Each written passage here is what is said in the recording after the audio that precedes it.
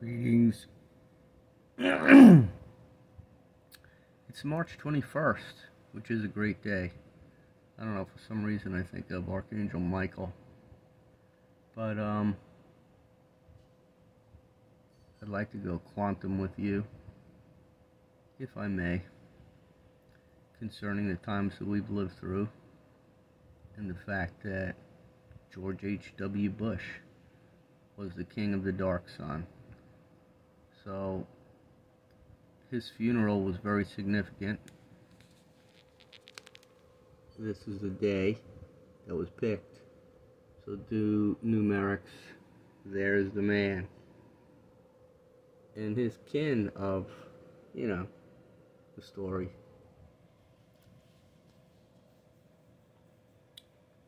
But as I mentioned in a previous video, Henry Kissinger was seated in the it was a multi-phased operation, and in phase one it was kind of international, and I believe I called out Marduk.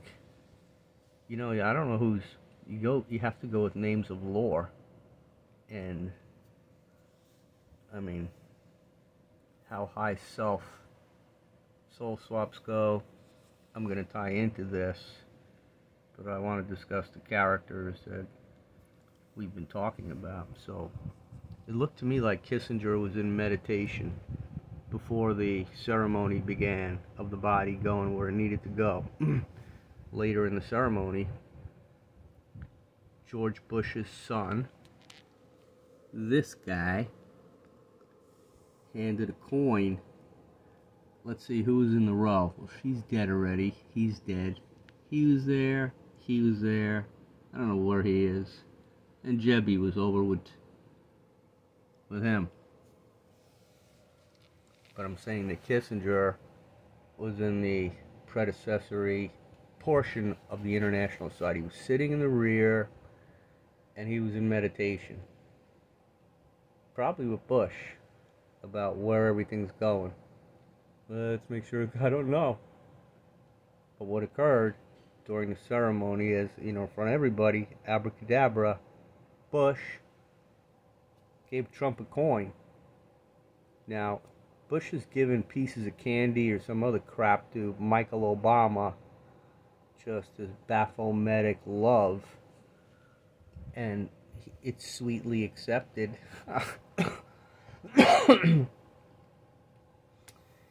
That black person is known to have toasted and drank when the Notre Dame Cathedral was burning here in the relatively recent TV past of color.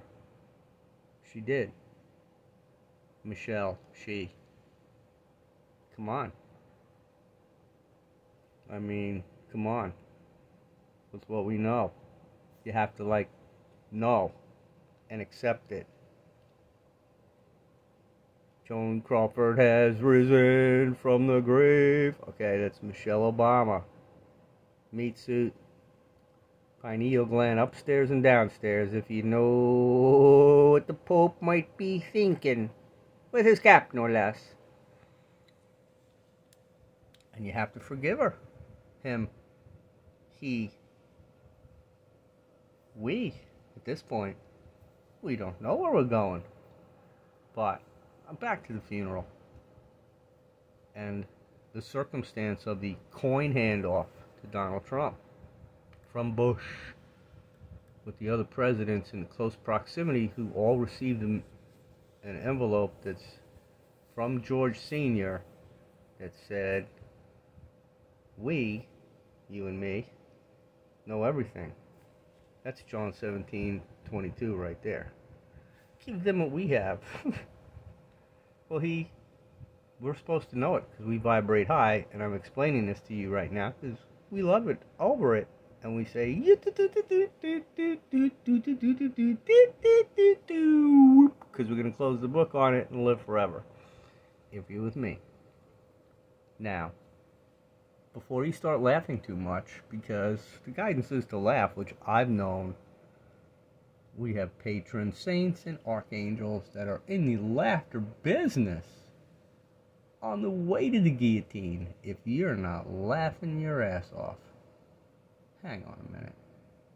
Okay, so I'm going to segue now. A little bit of self-glory here of stuff. But this is my YouTube setup. Hillbilly Mac. Here's the cover. I talk about Wuhan in this video. Well, it's a cover page, but it's over here. And there's 2 videos in the series. They're classics. They're destined to be respective classics, but I put them in a playlist for my viewers. For my viewers. I don't need thousands, but I do like hundreds. I'd like to break 1,000 before YouTube comes at me with knives and plaques.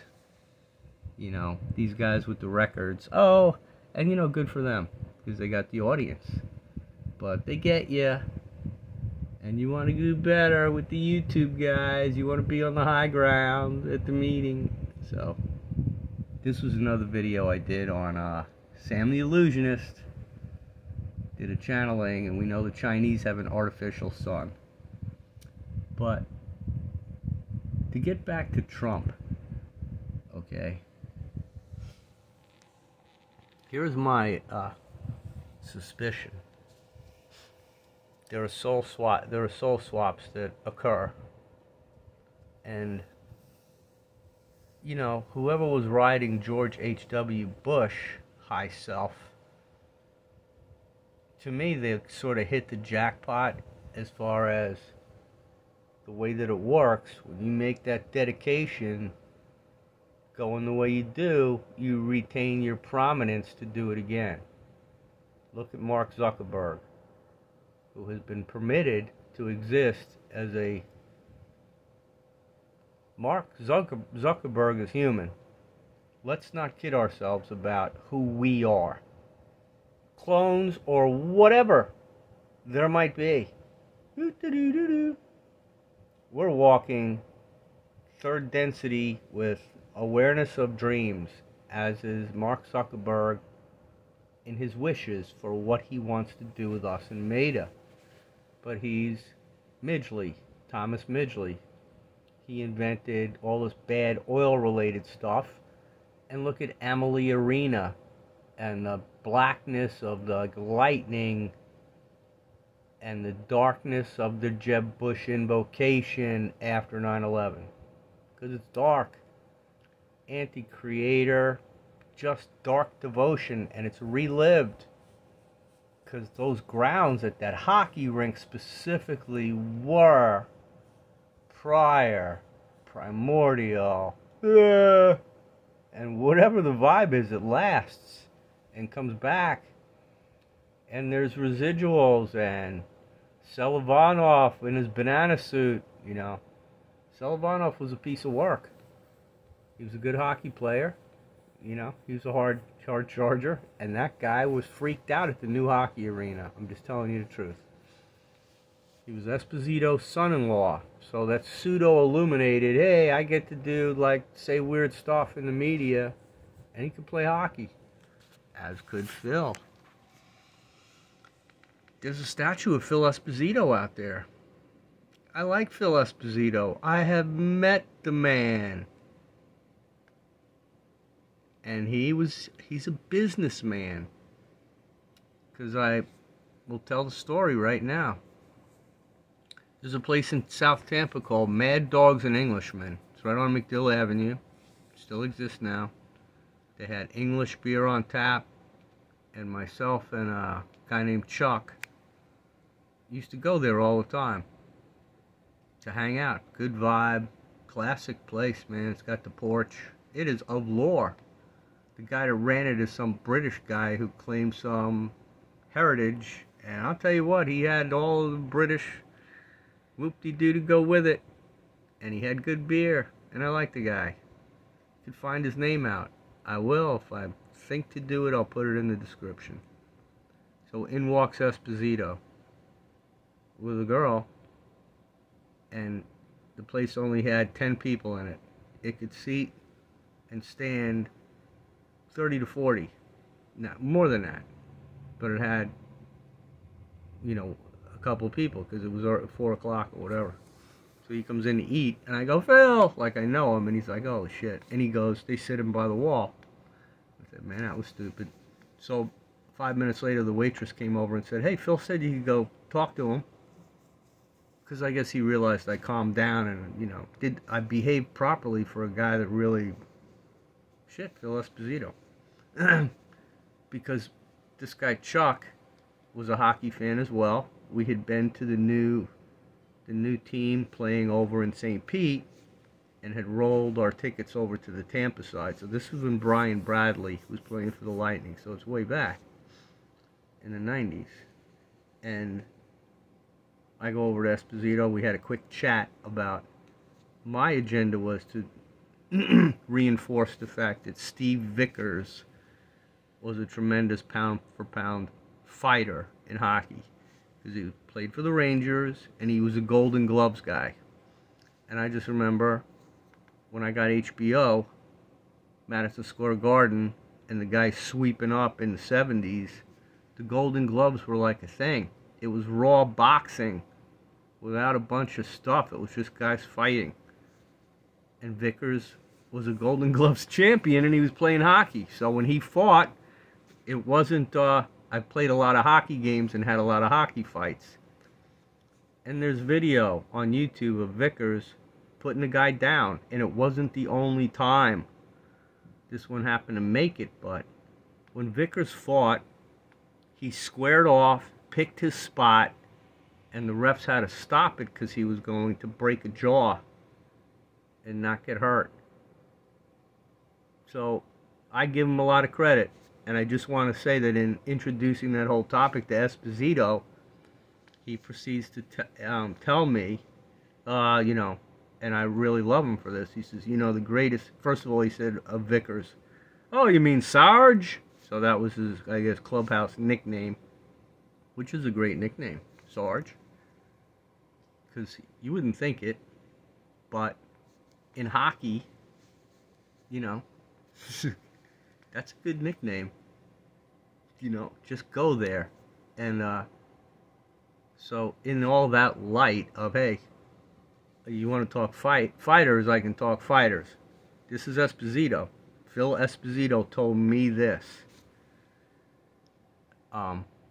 He said, you know who the greatest the greatest fighter that I played with or that I know in the NHL?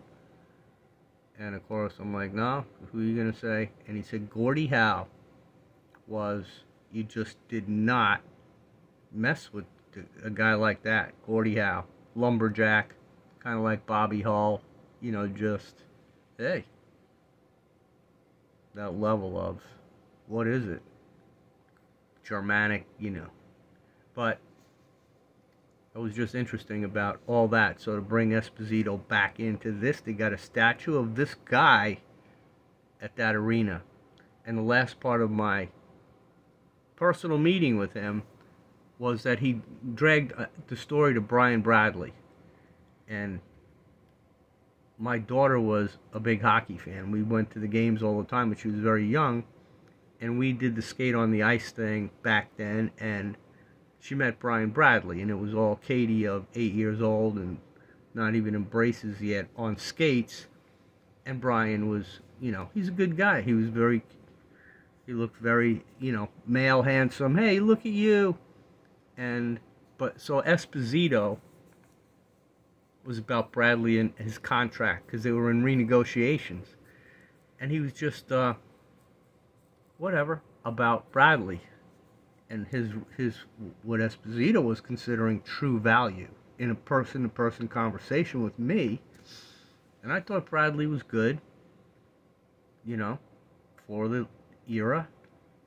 He was a good man to go see, much like Selivanov and the players of the St. Petersburg side of the Tampa Bay Lightning. And then it all sort of came to Tampa, and, you know, the Japanese left,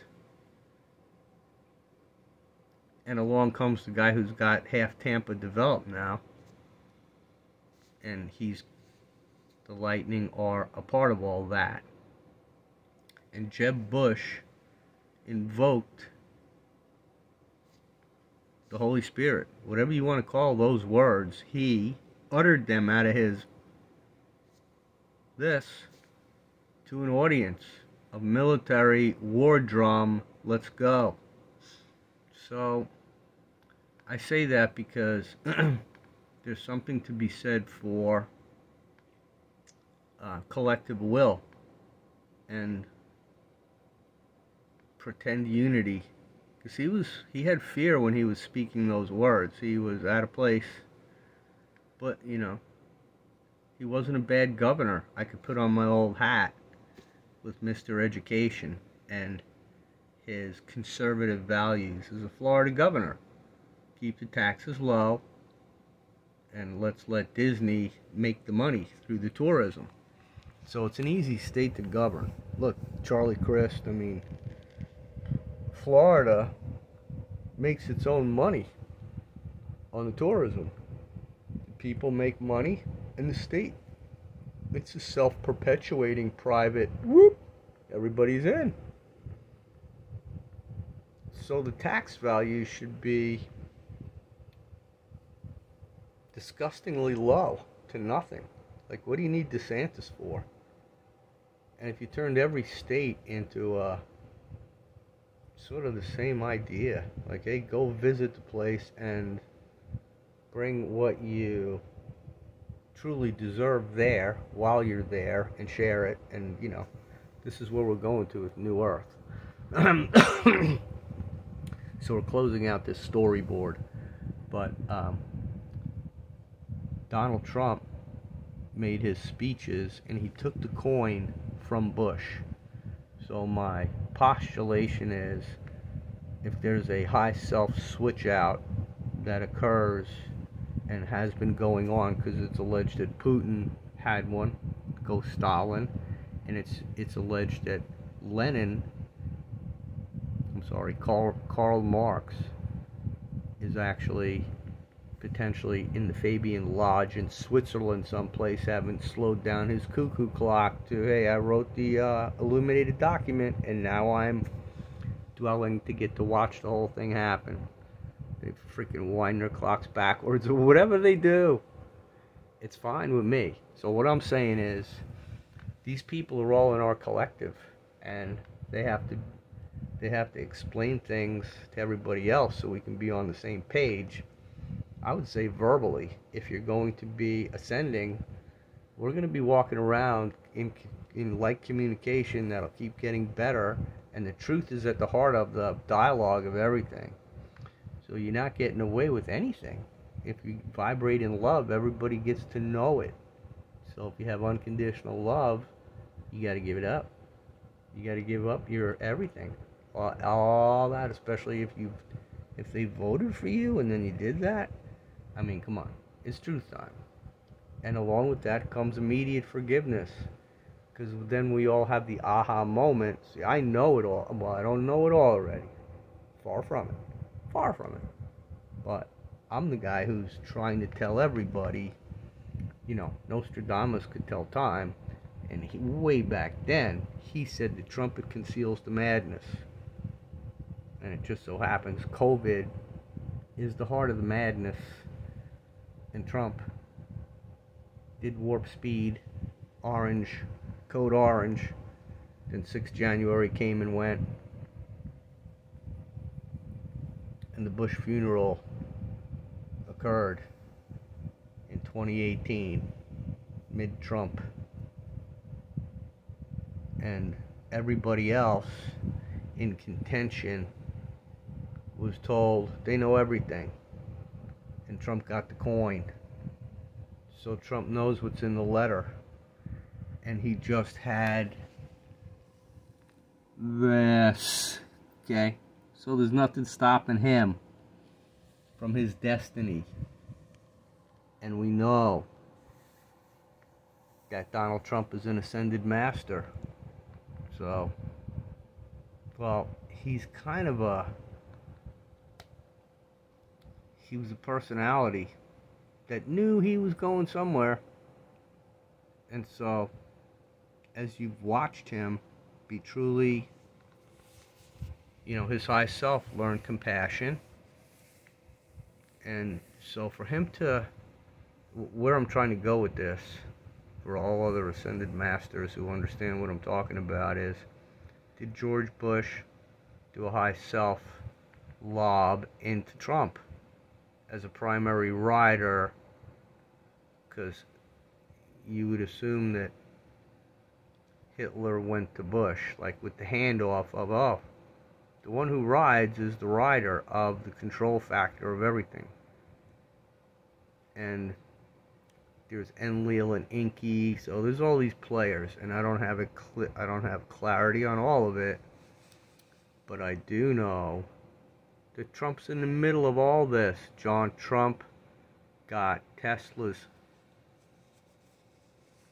technology and paperwork and everything, and he had already created things on this planet that were destroyed by J.P. Morgan, the Rockefellers, who all want to bring the, they're all about the Council of Saturn, making things hurt with them in charge. That's sort of how it is. And it's been permitted. Don't think that, don't think it couldn't have been mandated differently. But please know as well that as we have voted and our presidents were given global authority, start with Eisenhower. That's a good place to start with. Presidents that were messed up, Roosevelt had already truly started it with Vannevar Bush. But Eisenhower brought home the military peace with him having been the alleged white side 5-star to accomplish D-Day. We like Ike. You can't get away with D-Day without Eisenhower. And yet he's the guy in the desert that either got completely duped by the CIA on the threat of a Russian plot, because female agents of Regulus, shall we say, the master ones who had authority to speak to the president, the leader of the world, who beat the Nazis, Dwight Eisenhower, at Edwards Air Base. They had a meeting. Beautiful women. Angels are extraterrestrials. They look like us. In this case, they were Pleiadian. And they're like, they've got this figured out as well. So what they look like in World War II, being a part of Hitler's advisory committee, is much like they look like getting off their vessel to meet Eisenhower, who got off Air Force One. So he engages them, gets suspicious. What are you talking about? Let's meet again. Nuclear energy without the weapons, ladies? Okay, I'll get back to you on that, because this is obviously important. He goes, and the story is that the CIA tells him, look, here's some black and whites from Hitler's occult. And he says, oh, okay, that means it's a Russian plot.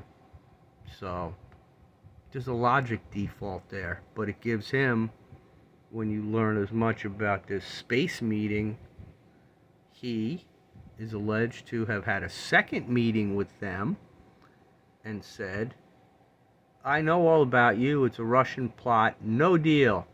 We're keeping the nukes as our primary tool in the toolbox for global strike management of mutually assured destruction. We lived through it for as long as we had nukes, as long as Henry Kissinger came over and left, because he made sure that the nukes were on the table to Sodom and Gomorrah if needed. So hang with me.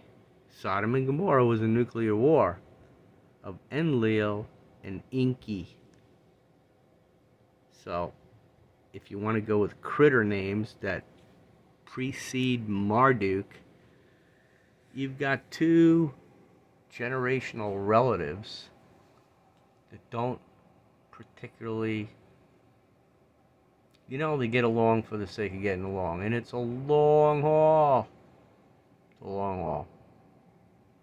So you have the likes of Bush and Kissinger as really two senior cretins, and whoever was in the second row of the Bush funeral, an Oriental man, very lean and mean, and you recognize him from somewhere. He's just a triangle-headed, upside down, yeah.